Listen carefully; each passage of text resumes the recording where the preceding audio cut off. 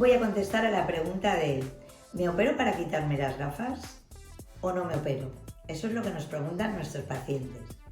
Bueno, tengo que deciros que para los ópticos siempre ha sido gafas, lentes de contacto y es verdad que podemos recomendar también la operación. ¿Qué ocurre? Las personas cuando vienen a nuestra consulta nos hacen esa pregunta y yo les aconsejo que antes de hacerse ellos mismos la pregunta, vayan al oftalmólogo y le pregunten a él si se puede operar. ¿Por qué? Pues porque a lo mejor han decidido que sí y cuando llegan a la visita resulta que la córnea no tiene bastante espesor, el ojo no está en condiciones y entonces, ¿para qué preguntárselo? Yo creo que es mejor hacer el camino correcto.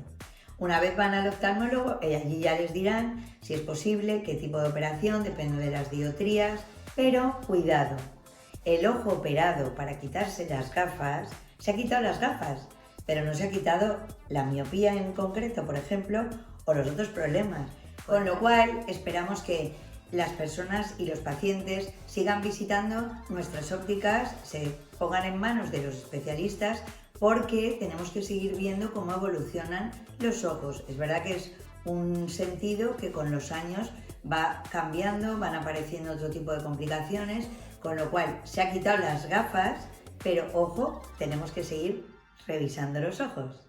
Gracias.